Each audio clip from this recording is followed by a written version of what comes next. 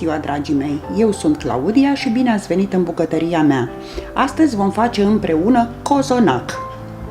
Din experiența acumulată în peste 30 de ani de când fac acest preparat, am adunat informații de peste tot de-a lungul timpului. Vă voi dezvălui fiecare detaliu în parte, pentru a nu exista niciun risc să nu vă iasă acest preparat. Haideți să vedem de ce avem nevoie și cum vom proceda. Pentru aluat avem nevoie de 1 kg de făină, făina să fie tip 000. Vă sugerez să luați făina care să aibă recomandarea producătorului pentru cozonac. 7 gălbenușuri de ou, 2 pliculețe de drojdie uscată sau 50 de grame de drojdie proaspătă, o linguriță de sare, 50 de ml de ulei, 50 de grame de unt topit, o cană de zahăr sau 200 de grame, mirodenii, vanilie, rom, esență de lămâie, o linguriță de coajă de lămâie și aproximativ 700 de ml de lapte cald. Încă un indiciu pentru reușita cozonacului este acela că toate ingredientele trebuie să fie la temperatura camerei, adică ele trebuie să fie scoase de la rece în încăperea în care vom frământa, măcar cu 5-6 ore înainte, de preferat peste noapte. Pentru umplutură avem nevoie de 4 albușuri, o cană de nuci măcinate, o ceșcuță de zahăr, 3 linguri de cacao, rahat și stafide pe care eu le-am pus de seara într-un borcan, stropite cu esență de rom. Acum vom pregăti maiaua. Varianta cu aluatul opărit m-a mulțumit cel mai mult de-a lungul timpului. Cum procedăm? Punem într-un castron 4 linguri de făină, peste care turnăm 200 de ml de lapte clocotit și amestecăm energic cu o furculiță pentru a nu se forma cocoloașe. În câteva secunde făina s-a încorporat, mai adăugăm puțin lapte cald și amestecăm bine până se formează ca o cremă groasă. Dacă se întâmplă să vă nemulțumească aspectul cremei aluatului acestuia opărit, să vă rămână cocoloașe, spre exemplu, puteți renunța la această idee și faceți exact același procedeu cu 4 linguri de făină, dar doar cu laptele călduț și pregătiți maiaua în felul acesta. Peste drojdie, indiferent dacă este drojdie uscată sau drojdie proaspătă, adăugăm o linguriță de zahăr, peste care punem puțin lapte cald și amestecăm până la completa dizolvare. Este important să punem puțin zahăr în maia, pentru că zahărul activează drojdia și va face ca aluatul să crească mult mai repede. Adăugăm drojdia complet dizolvată în castronul cu făină opărită, amestecăm bine, apoi lăsăm la crescut pentru aproximativ 10-15 minute. Un indicator foarte important pentru cozonac. Dacă această maia va crește repede, își va dubla volumul foarte repede, la fel va crește și aluatul. După 7-8 minute, uitați cât de bine a crescut la mine, cât de rapid. Asta este un indiciu că așa va crește și aluatul. Pentru început amestecăm ingredientele solide. Peste făină punem zahărul și sarea și le amestecăm.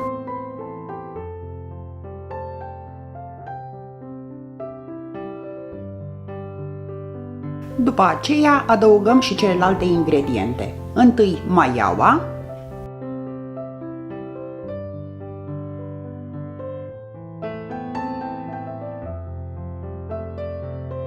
adăugăm și mirodeniile, coaja de lămâie, esența de rom, esența de vanilie, esența de lămâie, fiecare după gust.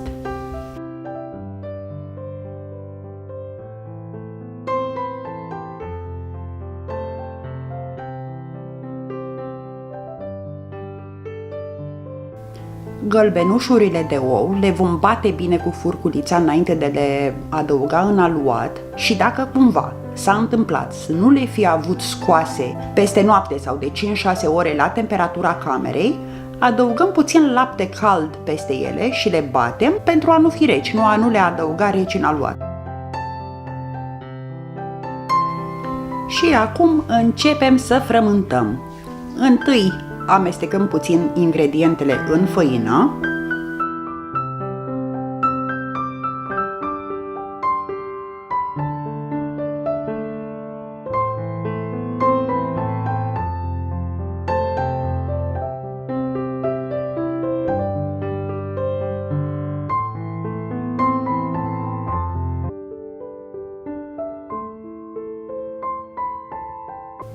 Apoi adăugăm treptat din laptele cald.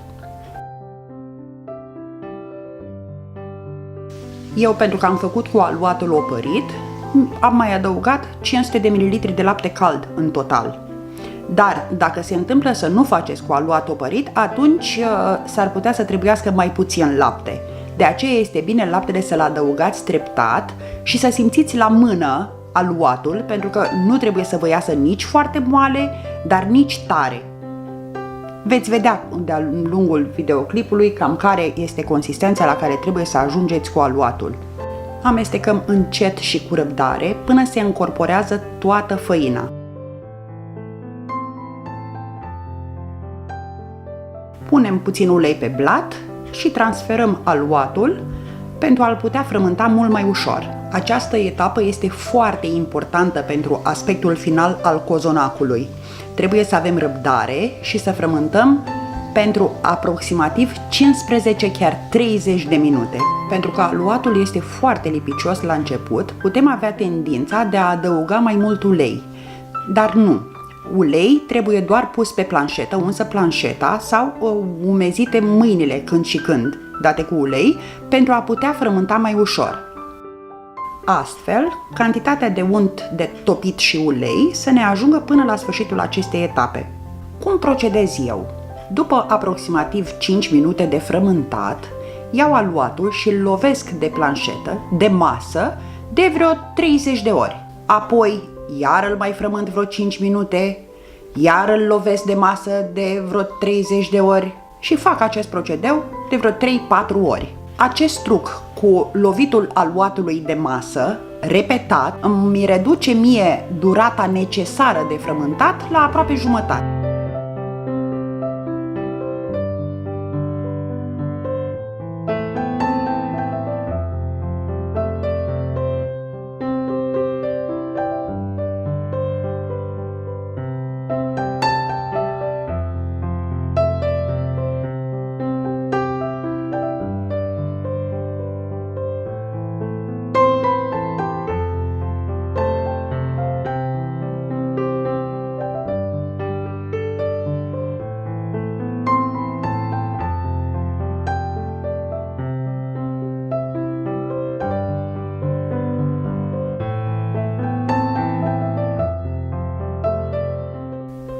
După vreo 20 de minute de frământat, punem aluatul în bol, îl acoperim cu folie din celofan și îl lăsăm la crescut până își va dubla volumul.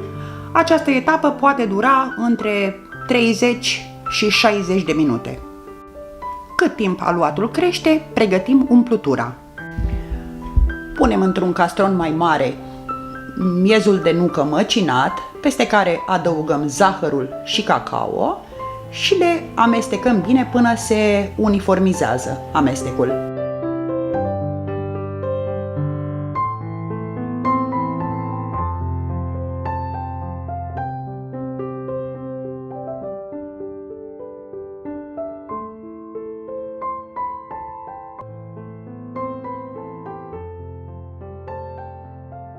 Albușurile de ou întâi le batem bine, apoi le adăugăm peste amestecul solid și formăm crema.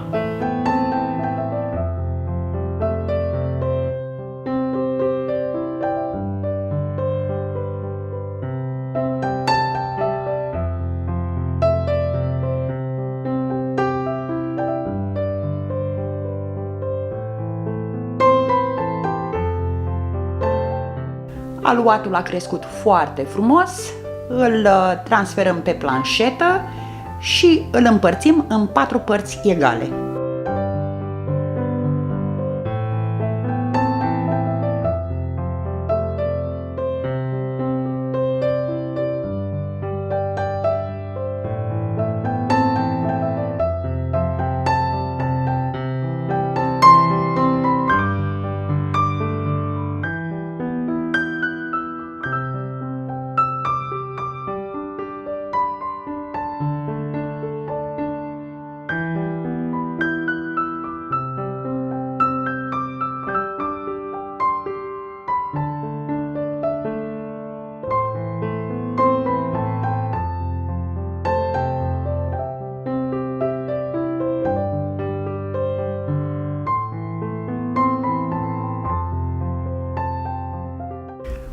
Luăm una din bucățile de aluat și le întindem cu degetele pe masă.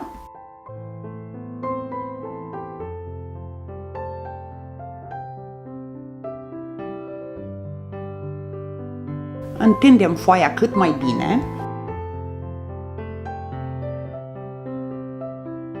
Punem deasupra un sfert din crema noastră cu nucă și o întindem pe aproximativ toată suprafața foii.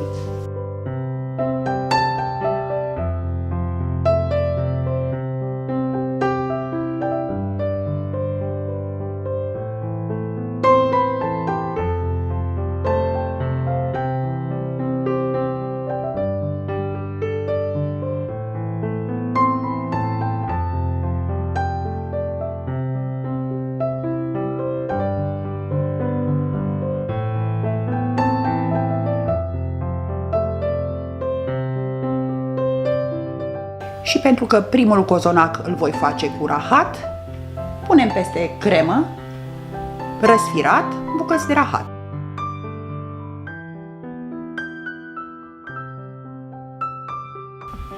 Apoi rulăm dintr-o parte, cât mai strâns și cât mai bine, pentru a forma un rulou.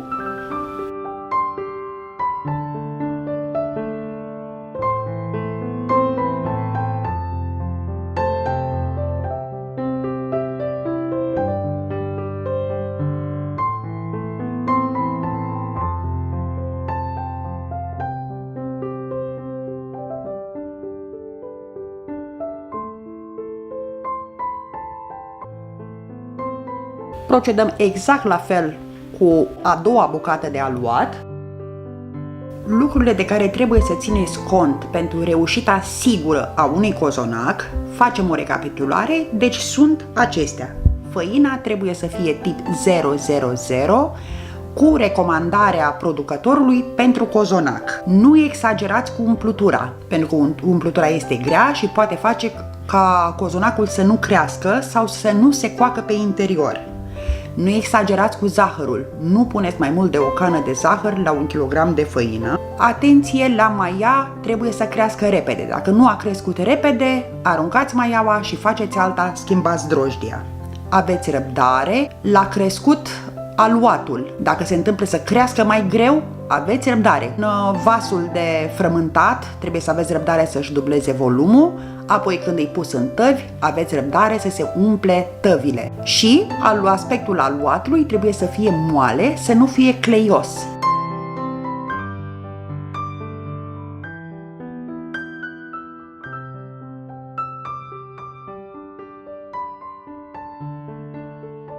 Împletim cele două rulouri, formând cozonacul, pe care îl transferăm în tava de copt, tapetată cu hârtie sau unsă cu ulei și tapetată cu făină.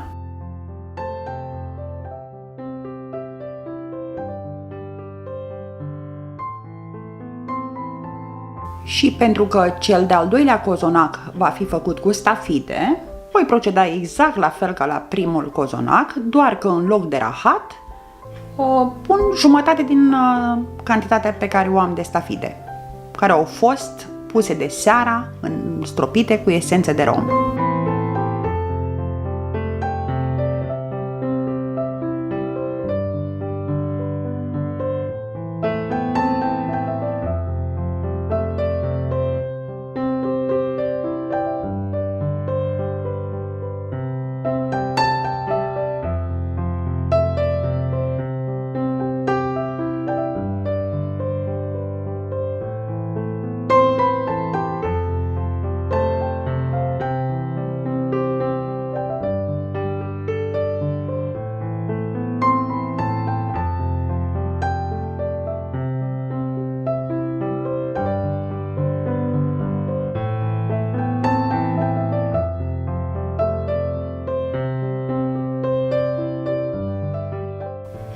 Ungem cozonacii cu ou bătut, peste care presărăm zahăr.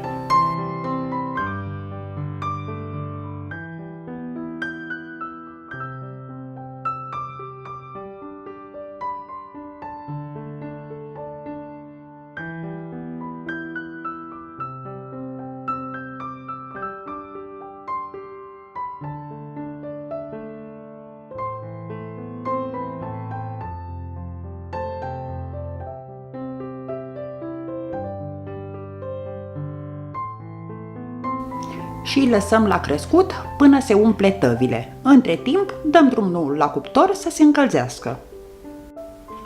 Cozonacii mei au crescut frumos, acum vor merge la cuptor pentru aproximativ 70 de minute la doar 160 de grade. Și cozonacii sunt gata, uitați ce frumoși au ieșit, arată spectaculos și miroase senzațional.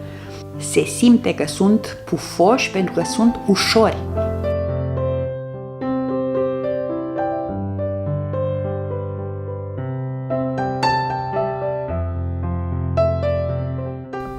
După ce s-au răcit, cu greu am reușit să tai câteva felii pentru că sunt foarte, foarte pufoși, după cum vedeți ce aspect frumos au. Eu zic că este cozonacul perfect, nu? Dacă se întâmplă să aveți sugestii sau sfaturi, nu ezitați să-mi lăsați comentarii în descrierea acestui videoclip. Eu le citesc cu interes și drag de fiecare dată.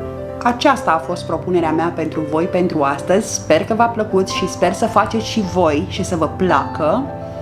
Dacă vi se par interesante ideile mele, nu ezitați să dați like, să dați share, să distribuiți tutorialul pe pagina personală, pe grupuri pe unde sunteți. Poate fi o idee grozavă pentru vreunul din prietenii voștri, care apoi s-ar putea să vă și mulțumească.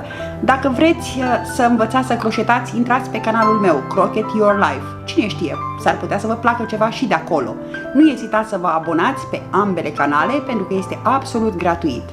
Să ne revedem sănătoși și voioși pe data viitoare cu o nouă rețetă, cu o nouă idee. La revedere!